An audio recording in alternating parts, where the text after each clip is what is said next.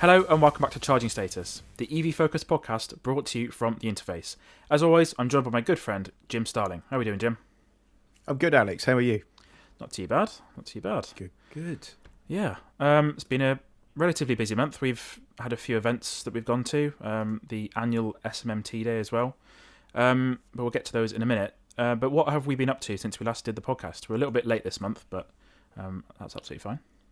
Yeah, so I've just been on a cruise. As I run an EV, I thought I needed to cash in some of those carbon credits and take my wife and kids on a little cruise. It was only 5 days, but that was really cool. New thing for us. And yeah, I need to get back to driving more EVs now to sort of appease for my terrible behaviour. How about I do you? wonder when we'll see electric cruise ships, because they've Yeah. got electric ferries and stuff now, but probably might be quite tricky. Well, my friend actually has installed shore power at Southampton, and when our ship came into dock, his guys were actually plugged it in. Funnily enough, he was on the cruise with us, and we were sort of standing making faces at his guys as they were plugging the ship in. And they've done it to improve the air quality in Southampton because I don't know if you know, but cruise ships have to run their engines to have power because they basically have a power station on board. And it means now when they come into dock at Southampton, certainly a couple of the terminals, they just plug into electricity and they can switch the engines off. And the improvement to the air quality in Southampton is obviously massive. I think they're going to broaden that out, so add a couple more terminals with that, and I think Portsmouth are going to get it as well, potentially. And places all over Europe are starting to look at it now. But you do think possibly hydrogen might be a good way to go for cruise ships. Yeah, I think so. so. They could have a direct line at each port, so huge expense initially, but if they could just fill directly, that would solve a problem. And of course, they could probably be generating it themselves, whether it's sea. This is true, yeah. Potentially. Quite interesting stuff. I think you said the engine on the ship, the engines, producing something like 12,000 horsepower. So I wouldn't imagine they're the most fuel efficient things in the world. No, probably not. No. But yeah, it does. Yeah, it does interesting. seem like they are hideous, horrible, polluting things, and it could all be a little bit better. Yeah, definitely. In terms of what I've been up to, I just realised yesterday actually that in 4 days' time it'd be 1 year of my car reviews on the Interface, which is quite cool. So Oh a wow! year ago I reviewed the MG4, so that year's gone very quick. The one that you crashed. Yeah. Thanks for that. It's all right. It's never going away. That never ever going away. Yeah, that's really cool. To be honest. So to be fair, you'd think you would have got a bit better at them by now, wouldn't you? But yeah, I would hope so. But back to where we started. So it's when you think about that though. Like a year ago, you had one company lending you a car, and now you've had all sorts of things, and some of those Genesis cars you've had, something you realistically not going to own, not in the short term anyway. And it's just great to experience all the different cars that are available, and hopefully next year you'll get a few more on board. Yeah, sounds good. And then I can't remember what it was. I think it's a few weeks ago. I did a controversial. Anyway, it went viral on Twitter and sort of viral, but did a GV60 road trip. So I had the GV60 Premium in, did a full review of that. There's a full review on the channel now. But I put on Twitter that I'd driven from Birmingham to Edinburgh with one stop, and the amount of, I'm going to call them old men that were just whinging saying, "I don't believe you didn't actually do that." Did it with one stop. It's just hilarious. The fact that I go out my way to make that up is just... Which is not even like some kind of crazy feat, is it? No, I put it on there thinking, this isn't actually that far. But, no. But the biggest point was, like you said before, I wasn't waiting for the car. Mm. I literally pulled in at T-Bay, plugged it in for 10 minutes. But while the car was charging, we walked to the place, went to the toilet, got a sandwich, came back, and we were like, "Oh, okay, we can go now." Yeah, which is how it works on a long Yep. trip. When me and Tom did that European trip, Yep. we stopped like, I think we stopped once on the whole thing and it was on the way back, and we just literally put 10 minutes into it because we were early for the ferry, and I thought I'd rather plug in for 10 minutes this side, not the ferry, the Eurotunnel. I thought I'd rather plug in for 10 minutes this side while we're really early for the Eurotunnel, rather than get on that, get out the other side, and then have to stop somewhere on the way home. I know. And this wasn't even the fastest so charger. It was simple. only... Yeah, and the charger at TV wasn't even charging that fast. It was only doing 80 kilowatt. So Yeah. you think... It's crazy. I mean, I did a little video, which I got criticised for. People saying, oh, it wasn't very good and stuff. But that was just to drive from Birmingham to Edinburgh, that little leg. But in the week, we did a little road trip around. We went up to... Lake District, Edinburgh, and then down the right-hand side of the country, and we did about over 1,000 miles in like not even a week. It was like 3 or 4 days. So Yeah. it was nice. Like not once did we have to wait for it. We went shopping in Edinburgh. We found a car park that had chargers. We just left it there. Went to York again. Same thing. It's just it was just easy. So Yeah, it's not that difficult, is it? But unfortunately, not really. that's not very clickable. So you don't read that anywhere, and then a lot of these morons that comment on videos and posts have never driven an EV, no. but seem to be completely expert in it. And of course, when you say, "Have you ever driven one?" the response is always, "No, and I never would." Yeah, pretty much. All right, so therefore, you know nothing. Thank you. Goodbye. Yeah, so that was good fun. I want to do one of those again at some point because it was I had the whole point of doing it was I'd never done that sort of distance in an EV before. It was just I wanted to see what it was like, and it was easy. So yeah. And then we've been to as I mentioned, the SMMT Day. So for those who don't know, it's basically a jolly for all the motoring journalists in the country to go to the Millbrook. What's it called? The Millbrook Proving Ground near Bedford. Proving grounds, yeah. Yeah. If you haven't seen it before, it's where Top Gear drove those lorries back in 2009, I think.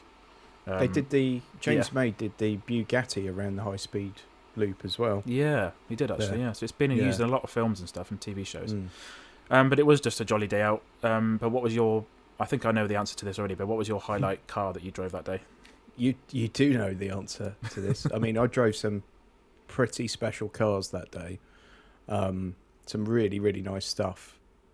But the absolute highlight for me was the Ioniq 5N, which is the best car I've ever driven. And I've said it in a video, and I got slated for it. I've said it in a little TikTok, and the comments on that have been hilarious, really. Oh my Lord, you would not believe the comments I've had on that one. Mostly offensive, or just basically saying, well, look, you haven't driven this car then. And it's like, yeah, I have. I think this one's better. And people just don't accept it.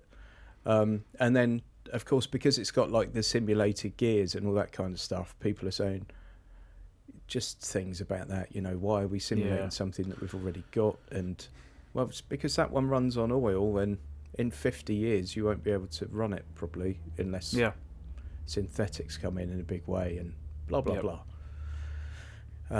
But just a lot of nonsense around it. The car itself is just absolutely phenomenal. If you've got any kind of interest in performance cars, or certainly track cars, that was the place to drive it, I would say, was around that track.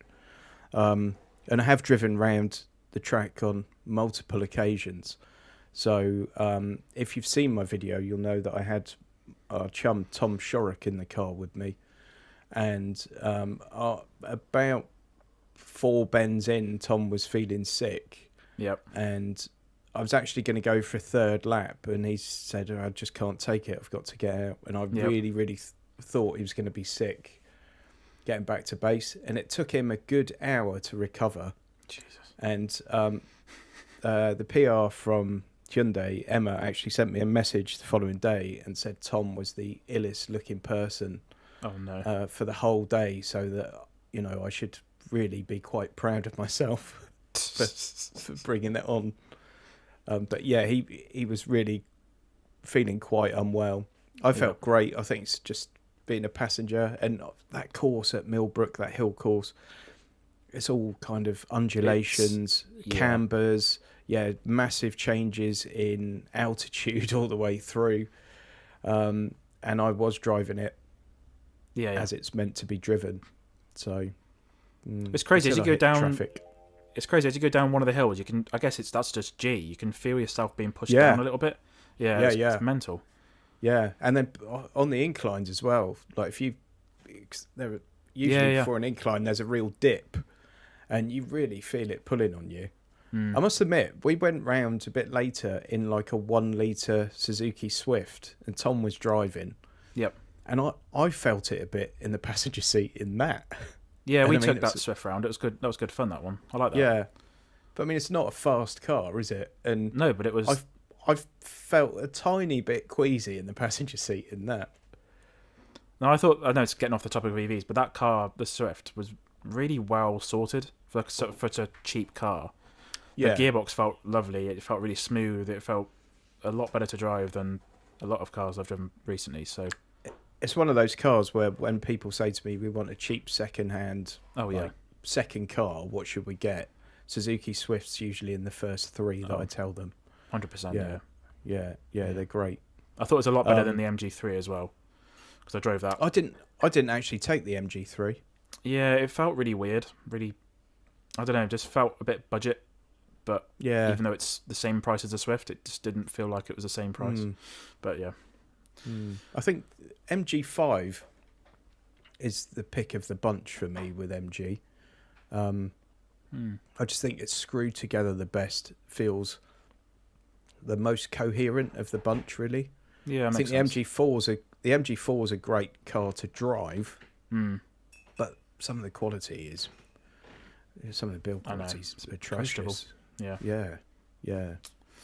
So there we go. But Ioniq 5N is, I think I made a comment on Threads, I think, because I haven't got any followers there, so I couldn't upset anyone. But I said it's the most fun I've ever had with my clothes on, but my partner was still sick afterwards.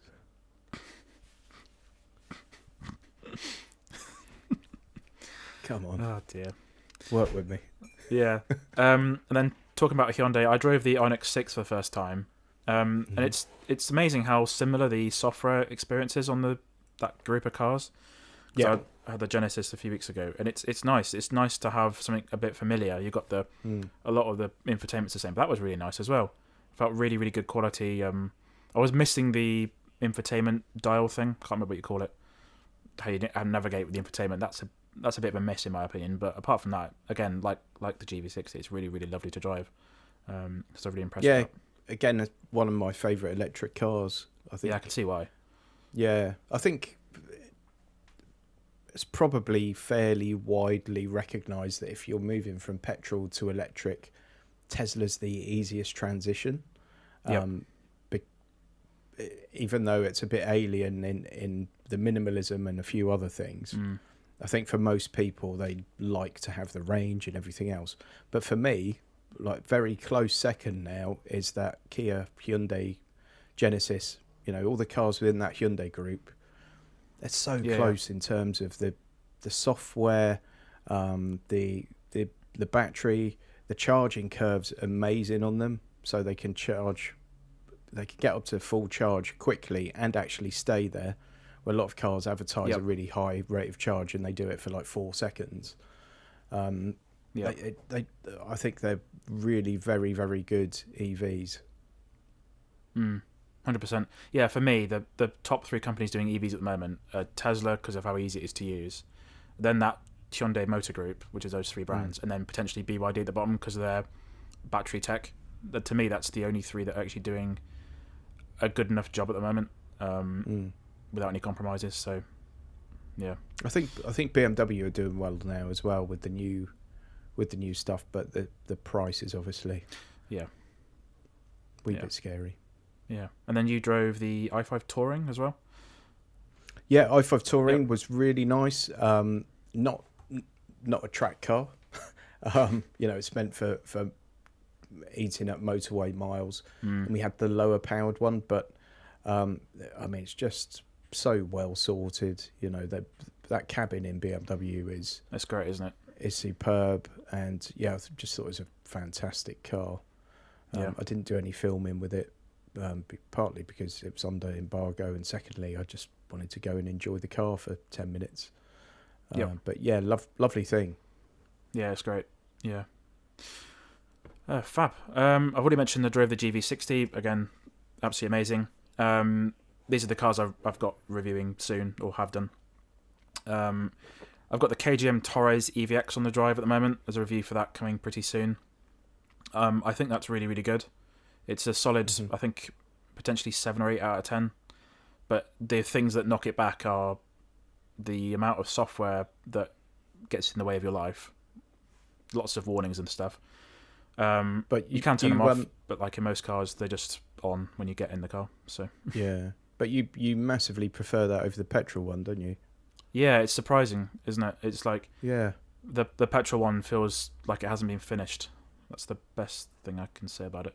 It just it feels very busy to drive. Which I feel sometimes the other way round when you get an EV that was designed first as a petrol car. Yeah. So I wonder if this was designed EV first and then they levered an engine and gearbox into it. I'm not sure, because you'll see it when you get it. The cabin, so underneath the driver's seat, there's the floor is higher. There's basically like bulges in the floor where I think where the batteries are, and then there's still the transmission hump. So I don't know if it has been designed as an EV first, or it's just a modified. Or they've just designed it as both. Yeah. And possibly suffered. I think from, so. Yeah, the worst of both worlds, maybe. Yeah. So that one's got BYD batteries, the Blade battery, like super safe, super part of the structure of the vehicle. Charging speed's really good as well. It actually works on the Tesla charger, so I do that every time I get an EV in. I go in and take it to a Tesla charger and see if it actually works. Most of the time they do, which is good. And then the BYD motors as well, but it feels really, really good. As I said to you pre-show, there's only 2 problems with it. The software alerts are really annoying, and then there aren't any physical climate buttons. But apart from that, they've done a really, really good job. So yeah, I've got the petrol one coming tomorrow, and nice. My review of that will go on Men and Motors, and then the EV will be on my channel in probably a couple of weeks. But you've got the petrol one out at the moment. Petrol one is out at the moment. On your channel. There'll be a link in the show notes. Yeah. And EV soon, I guess. Yeah, the EV one's in the edit. I had a massive cock up yesterday. I went out filming, and then when I got back, I realised, I've done all this driving and there's no audio. I hadn't even turned my mics on. Oh, I've done that probably 20 times. Yeah. Yeah. It's a bummer. But the good thing is, when you redo it, it's always better. Yeah, it makes sense. Apart from all the things you forget. But yeah. And then I've got a car turning up on Thursday, so we're recording this on Tuesday the 4th. I've got BYD Dolphin turning up on Thursday, which should be quite good fun. I drove one of those it was like an influencer day that we both went to, but we were there at different times. But I thought that was really, really good. So I'm looking forward to that, to take that out and see what it's like. So yeah, I did a review on one of those a long time ago for Men and Motors, and yeah, I really enjoyed that. I thought it was a better car in pretty much every way than the ID3. That's for less money. Yeah. Cool. And then so I've had I've had the Kona Electric, the new one, and that's very, very good. A little bit punchy on the pricing, but really?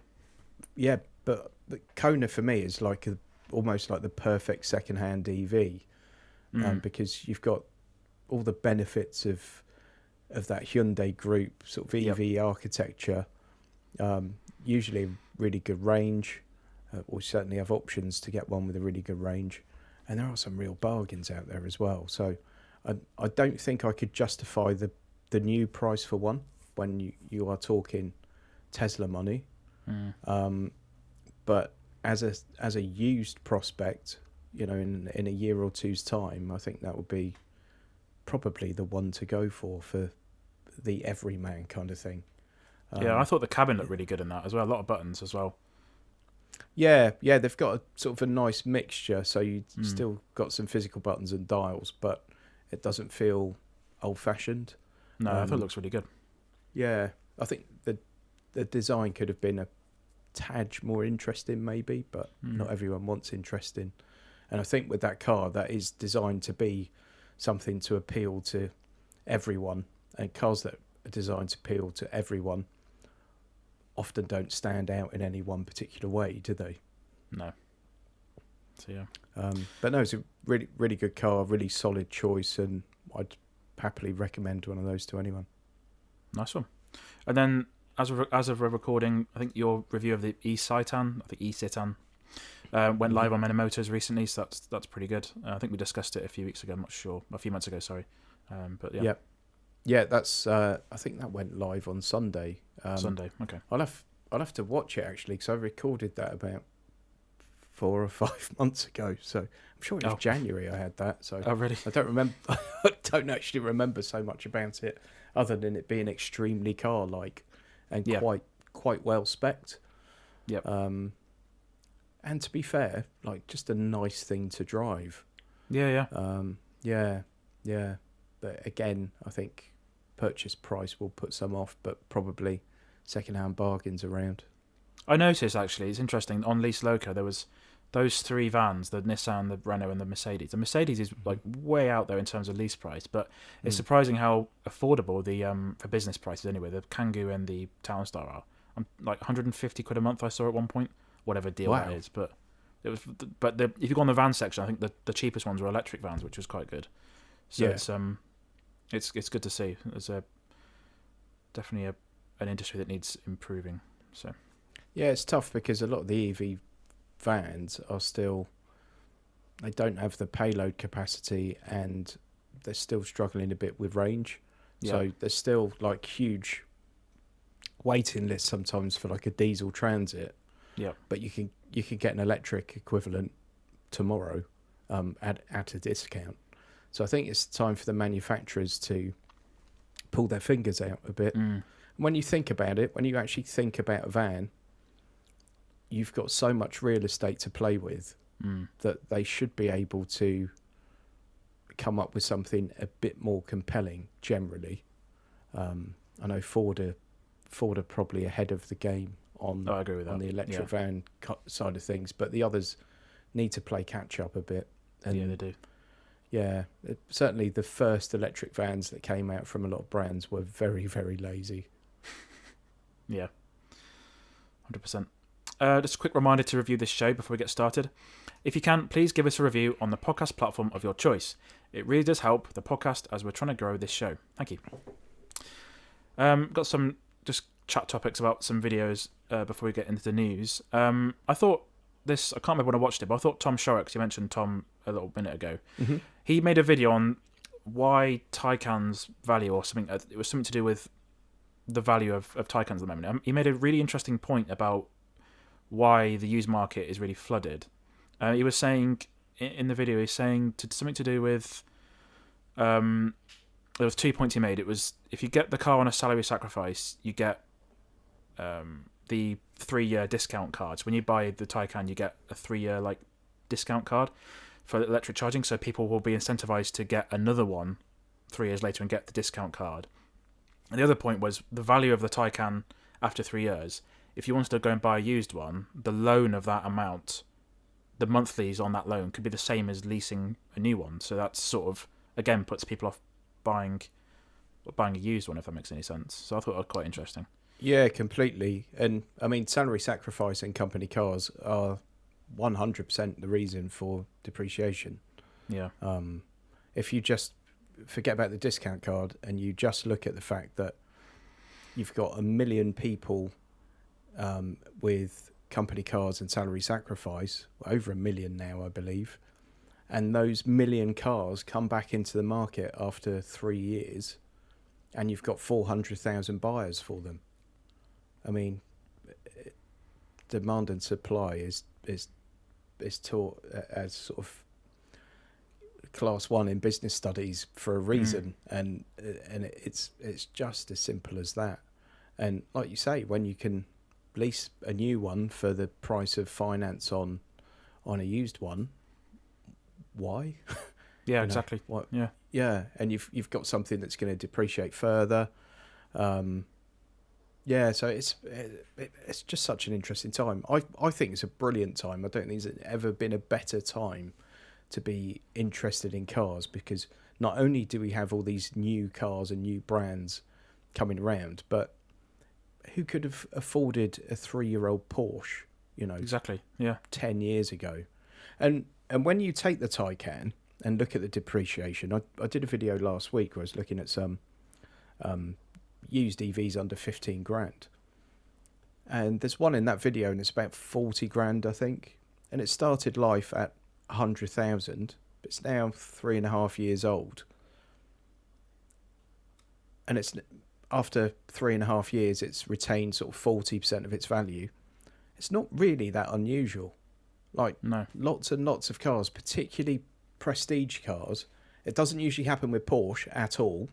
So it is unusual with Porsche. But if you look at something like, if you look at a £100,000 5 Series BMW or 7 Series BMW, after 3 years, you can probably get one for 35, 40. And so lots has been made about the Taycan, but I think it's had a bit of an unfairly rough time. Yeah. Yeah. I drove the Taycan Turbo S Cross Turismo at Millbrook, by the way. Oh yeah. Yeah, that was nice, but it was nuts. The way that the power was delivered was almost unusable. Right. If you kind of put your foot down and floored it, all 4 wheels would spin at almost any speed. So, yeah, I guess the thing is with that Porsche system, you can tweak it and set something up to suit you. And in fairness, I got 1 lap in it, so you're not going to kind of bed in with the thing. But it was crazy, the power delivery. Anyway, I digress. Yeah. Tom's video is great. Yeah, there'll be a link in the show notes to that. I just watched it. I thought, wow, this is actually I've never really considered this before. It's actually quite interesting. And then you made a video on lease mistakes that people might make, and I thought that was super interesting as well, because the first example you gave was for a monthly amount you could get a Sandero, but for like £20 less a month you can get an Astra, which is worth like double the price. Again, that's another topic that you cover quite a lot on your channel that you should look at. So I've got my 2 sort of catchphrases, which one is basically chase the deal, not the car. Yep. So look for the best deal. So think to yourself, I've got £300 a month. I want the absolute best car I can get for £300 a month. And the more kind of open you are, some people might say, well, I want a mid-size SUV. And that's great. Get the best mid-size SUV you can for £300 a month. But also just look at every car that's available. I get emails from people all the time, as you can imagine, with all my leasing content, and I had one just the other day, and it was a guy that was looking for a Focus and ended up getting an Audi A4, and it was 20 quid a month less than the Focus. And he's like, I always wanted an Audi A4, never thought in a million years I could get into one. And it's actually saved me money over the car that I was about to sign up for. And like right across the range, even looking at EVs and things, something like a Vauxhall Mocha, which is on a really good deal at the moment. I think it's the best price it's been possibly ever, or certainly in the last 12 months. But for 50 quid a month more, you can get into an Ioniq 6. And you look at the difference in purchase price, and it's huge, it's vast. So my 2 rules really are, if you want a new car, and particularly a new electric car, I think you should absolutely lease it and not buy it. And then if you want to buy one, buy a used one. And simple as that. Yep. And the other one is to always look for the best deal and not kind of completely box yourself in and say, oh, I want this very, very specific car. And the broader your search is, and the more open you are to different kinds of vehicles, you will get a much, much better deal as a result. Yeah, that's 100%. Yeah. So the first few bits of news we're going to cover is the Honda eMY1 is going to be renamed with its next facelift or refresh. At the moment in China, because that car's made in China, it's called the ENS1 or the EP1, depending on what joint venture helped Honda make it. No idea what they could call it, but it's a bit of a daft name at the moment. So yeah, and it seems like they're considering maybe changing it to another daft name. Yeah. Yeah, it's an odd move. Yeah, I've started to hear a lot of radio ads for that car at the moment. I saw a billboard ad, on the side of a street, and it was just like, oh, okay, they're starting to advertise that a bit more now. But yeah, I think the lease deals will be really good on those soon because Honda have got nothing else to hit that zero emissions mandate with. So yep, I could see that some bargains coming out on that. Yeah, definitely. I think there's a person on Twitter I follow who bought one for like a really cheap price, and he's quite happy with it. So yeah. Great Wall Motors, the Aura 03, now finally has Apple CarPlay. I think when you reviewed the car ages ago, I think you mentioned it didn't have CarPlay. I reviewed it a long time after that. It didn't have CarPlay, and now it's got Apple CarPlay. Not sure about Android Auto, but it's been a very long time coming. It's been in beta on the first edition Plus models, and now it's on both the Pro Plus and the Pure Plus. So yeah, they've now got Apple CarPlay, which is fantastic because it wasn't very good without it. So. I've got a feeling it got Android Auto a little while ago, maybe. Oh, okay. And it was still CarPlay that we were waiting for. So yeah, that is good because you really want CarPlay on that car because their own software is a bit meh. Yeah. Apart from the koi carp that swims across the screen when you turn it on, that's all a bit lovely. It's nice, isn't it?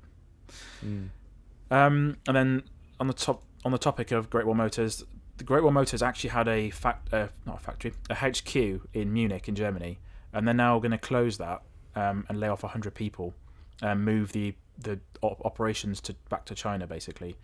And they were going to expand to Switzerland and one other country, but they're not going to do that now. But they've stressed that the UK market is unaffected, so they're not going to stop selling here. They're not going to stop supporting buyers.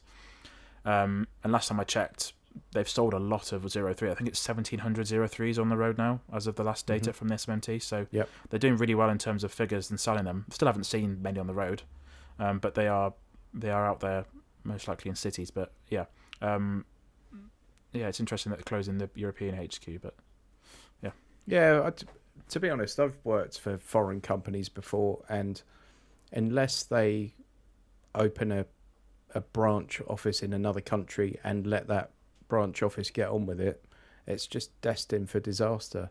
Because what they tend to do, companies, is open a branch office in another country. They do that because in that country they've got boots on the ground, they understand the market, they understand the different players within that market, they understand how it all works, and then head office in China just say, no, we don't do it that way. And it just becomes a complete waste of time and resource for everyone involved. Particularly, I would imagine, working with a Chinese company, it might be a bit challenging. So maybe they just want ultimate control over everything, so it's the best for everyone if they have it. Yep. There you go. We talked about Ford Transits a minute ago, but the Ford e-Transit, the big one, has been updated with a larger battery and more range, and also faster charging. So it's now got an 89 kilowatt battery pack. The charging speed has gone up from 115 to 180 kilowatt, which is really good, and it's now got 250 miles of range, which is again fantastic. So it's good that they're updating the larger Transit. I think the e-Transit Custom's on its way pretty soon. That should be a really big seller because I'm starting to see the diesel ones around. So, yeah, that rate of charge is really good, isn't it? Really good. Yeah, that's really good. And then we mentioned BYD earlier, but bus. I saw. I don't know if you saw it as well. When you went through Millbrook and then went onto the road course, there was actually these new BD11s buses parked up because I think the week before the bus had just been unveiled out Millbrook. This is the BYD BD11 electric bus. This is gonna should replace the old Boris bus, the other one with a comb over. Yep. That was a hybrid bus. Yeah. You should never say comb over to me, mate. Yeah, well, I didn't realise that was a hybrid bus. That one. Apparently, there's been some weird problems with that. Technically, I think it was made in the UK. I'm not sure, but God, the amount of comments. I think it was a tweet from Autocar when this debuted. The deluge of comments just whinging about it. When's it going to catch fire? This sort of crap. So, oh yeah. But yeah, it's tipped to replace that old bus. It's 532 kilowatt hour battery pack. It's that famous BYD Blade battery, so it'd be super safe and part of the structure of the bus. But yeah, it's got a 400 mile range, and I think it said 0.9 miles per kilowatt hour. I read that somewhere. Yeah. But obviously it's not bad for a bus. No. So and only 400 grand for one of those, in case you're thinking of getting one as your run around at home. Yeah, and that's I think apparently it's £100,000 cheaper than what a UK company could do for it. Yeah, which is a great shame because I know it was previously a joint venture with a UK company, and they've just taken the UK company out of it. But it's 100 grand less per bus, and they're buying, hundreds of them. I think the problem was, I'm not sure where I read this, but I think the problem was the UK company that was doing the extra work here made mistakes, and that's why some of them have caught fire. Because I read somewhere that I managed to find a fire station's like a fireman's report on some of the fires that happened in London, and one of them was to do with the wrong coolant being put in the batteries or the air conditioning system. So, and that's why it happened. It's probably not looking, because people like to run with these stories when these things do happen and don't actually look into why it's happened. Yeah, it just doesn't look good. So if they can control it themselves, make them in China and ship them over, in theory it should be fine. So, but yeah, I think that's good. Yeah. We were going to mention 2 budget cars now. I think you mentioned last episode of the episode before, but the Dacia Spring, that you didn't quite like the Dacia Spring, which I can agree with. And as of recording, it's now on sale for £14,995. Yeah. Or you can get a 3-year-old Tesla Model 3 or a year-old Corsa E, which are both probably more compelling purchases. Yeah. They're not new, but they're probably more compelling purchases. And that makes the electric EC3 look even better, really, doesn't it? Because that's from £22,000 with a 199 mile range and 100 kilowatt charging. And there's no, for the sake of £7,000 difference, it's like you're getting a whole car versus half a car. Yeah. Well, I'm sure that £7,000 difference when it comes to leasing will be negligible, to be honest. Yeah. As well. Oh, so. Yeah. I would imagine, actually, the EC3 could well be cheaper to lease than the Spring somehow. Yeah. But let's wait and see. Yeah, definitely. And I watched Nicola Pume's review on electrifying.com of this EC3. I thought it was really good. Looked like quite a good little car to drive whenever she drove it a few weeks ago. But yeah, I think the thing with the Dacia, I think that'll probably end up being either sold to fleets or rented to fleets quite cheaply, and then rental cars like city cars sort of things. So yeah, it's interesting, isn't it? Yeah, because it hasn't got the appeal of something like the AMI, has it? Where if you're an estate agent or something, you just plaster your logo all over that, and people stop and stare at it. Yeah. But to be fair, Dacia has got a customer base that are just proud of the fact that they've bought the cheapest thing you could possibly get, and they're possibly just serving that customer base with this. I know. Yeah. So, do you think we could see that go down to like £99 a month lease? Return to that sort of figures. I think the problem with it is that possibly if they don't sell any, it will. Okay. But I think the biggest problem with it on a lease is that the residual value is going to be nothing, because that thing will be £8,000 when it's a year old, and then it's going to probably halve again, because it doesn't have like the cute factor. It doesn't have. I don't know. For me, it's just come to market 3 years too late. Yeah. 3 years ago, at that price, it would have been. They'd have sold so many of them, it would be unbelievable. And now it's just too late. The used market can serve people far better than that can as a new car, and it's just going to hemorrhage so much cash so quickly, in my opinion, that I don't think the lease deals will be amazing unless they don't sell any of them. But I think they have sold a few already. I think they've sold tons in France. Yeah, like, absolutely tons. So yeah, we'll have to see what happens. But yeah, for £8,000, it looks like relatively good value potentially. So, but still, do you think? Yeah. Do you know, whatever price I look at it at, if that got down to 2.5, would I rather have that or a Renault Zoe, which you can get for that kind of money? I don't ever see a point where I choose that. Yeah. Actually, I've got the feeling the base model, when I wrote the article, it doesn't have DC charging. No. I think it's the top spec version that does, yeah. Yeah, because you really need to spend, what is it, 17 or 18? I think for so, the yeah. other one. Yeah, it might have even been 19. I should know because I wrote this the other day. You should. I should, yeah. Yeah, it's 14,995 for the base model. And then, 137 miles of range for that price, 26.8 kilowatt hour battery pack. And then, well, it says 186 miles if you drive it in the city. Yeah, charging speeds are 7 kilowatt only. Jeez. And then the top spec model is 16,995. And you get the DC charging. I think that's 30 kilowatt or 40 kilowatt. It'd be nice to see it on at least 22 kilowatt. So I know most people are just going to drive it around town because it's designed for that and because of the performance. So most people are charging it with a 7 kilowatt. But if it could do 22 at least. Yeah. I don't know. It's just a miss for me. The problem with that people base listening model to this that yeah. there are probably people listening to this that have ordered one and it's going to serve them perfectly and everything else. And I say, well, fantastic, great. Yeah. I just don't get it.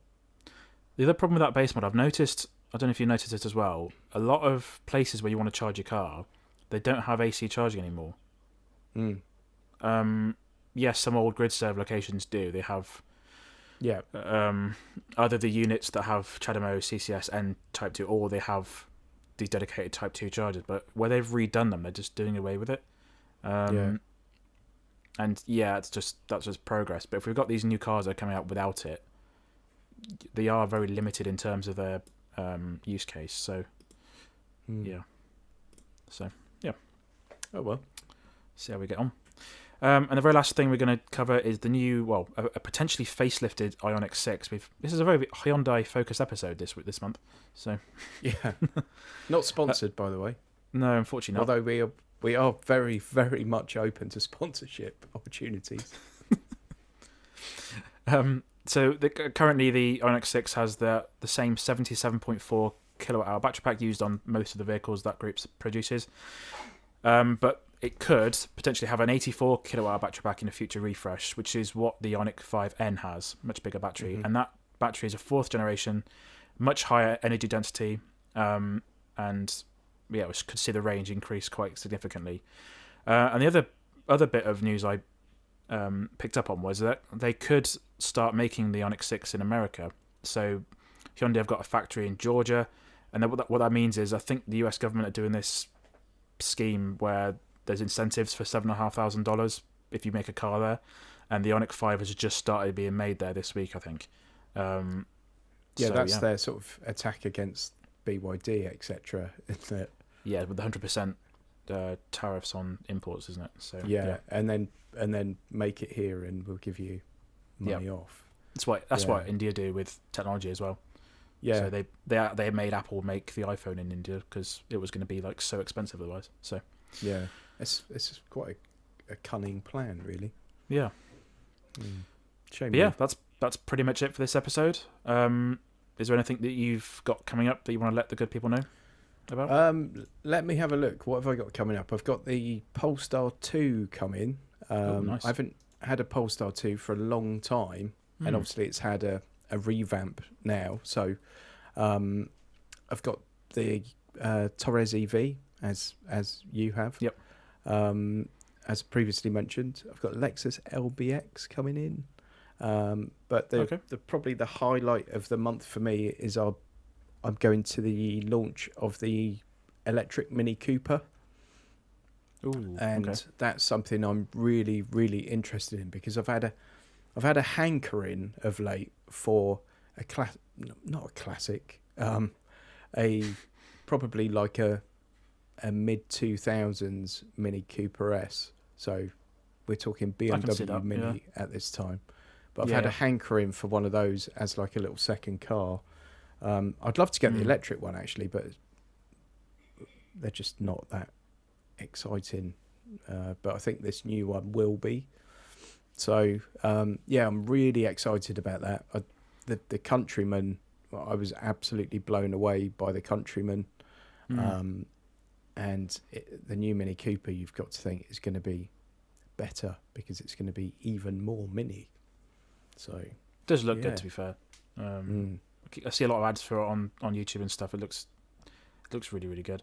It looks great, doesn't it? And yeah, it looks really good. I know people whinge about the back of it because it's got the angle lights, but I think it looks really good. So. I think that's one of the best things about it, to be honest. And if you just look at that wheelbase, you couldn't really get a wheel any further into the corner, and it's going to be immense, I think. Yeah, and the design of it is the old one looked very, very complicated and very fussy in comparison to the new one. The new one sort of stripped all the complication away and made it quite simple. So I don't know about you, where I live, I think I haven't seen more of a new car than the new Mini Countryman out and about recently. I don't know if it's just where I live, but that seems to be one of the newer cars that's been released recently. There seems to be tons of Countrymans on the road. But yeah, I don't know if I have, to be honest, around here. But you are sort of more in the country, so you've got more countrymen around you. That would make sense, particularly in that club you go to, Alex. Yeah. Yeah, you're invited next time. Yeah, thanks. You said bring rubber sheets, didn't you? Sorry, I've let myself down. Family show. Once again. Yeah. I think I've already mentioned what I'm working on, just the BYD Dolphin and the EVX, but yeah, that's pretty much it for the moment. Nice. But yeah, I think that's everything that we've got time for. So thanks for tuning into this episode of the Charging Status Podcast. You can find us in video on YouTube and in audio wherever you get your podcasts. For a full description of this show, visit the episode link in the show notes. Thanks again, Jim, for joining me on this show. You can find links to our websites, interface.uk and notaguru.co.uk in the show notes. Thanks, everyone, and we'll see you next time. Bye-bye.